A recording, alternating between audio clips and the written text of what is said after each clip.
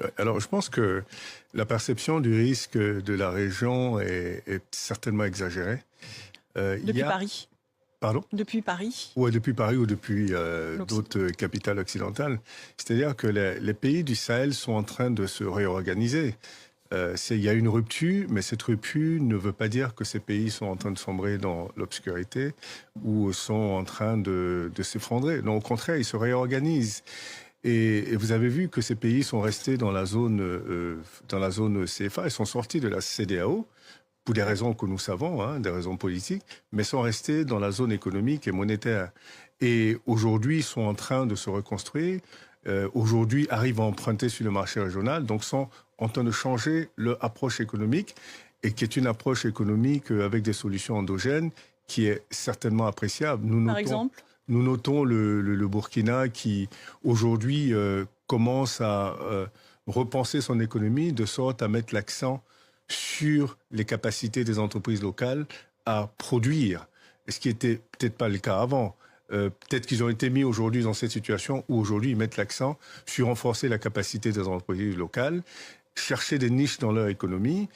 Aujourd'hui, par exemple, le pays a décidé que toutes les tenues officielles ou les tenues de l'administration ou les tenues de l'école se feront en faso d'Afani.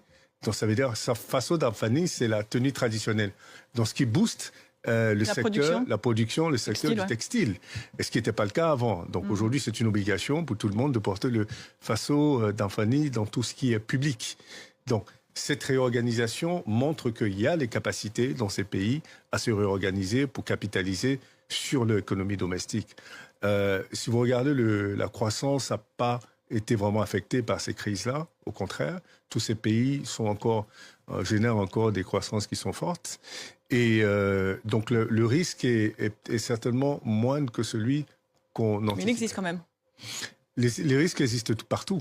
Les risques existent partout. Aujourd'hui, le plus gros risque, c'est le risque sociopolitique. Mais faut dire aussi que ces pays ont une capacité extraordinaire de rebondissement après les crises. On l'a vu depuis 2 décennies, qu'ils ont une capacité d'absorber les chocs, qu'ils ont une capacité de rebondir. Ceci dit, pendant que les crises se produisent, elles ont un impact négatif. Absolument. Si je peux rajouter, il ne faudrait pas voir ça comme une fatalité. Hein.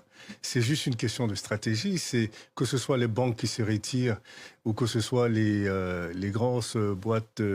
Mais sur un constat d'échec. Hein, non, assumé. pas du tout. Je crois que faut juste voir ça comme une question stratégique. PwC qui se retirait d'un pays occidental, ça inquiéterait personne. Donc, au contraire, c'est une opportunité pour les Africains, justement. Pour vous, non? Pour votre cabinet, peut-être? Voilà. Non, de reprendre ces boîtes qui partent. Société Générale a été rachetée par d'autres banques africaines.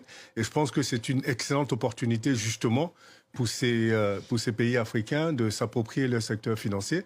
Si vous ne contrôlez pas votre secteur financier, ce serait difficile de maîtriser le financement de votre économie. Donc, au contraire, il faut voir le verre à moitié plein. Pour moi, c'est une opportunité pour les pays africains.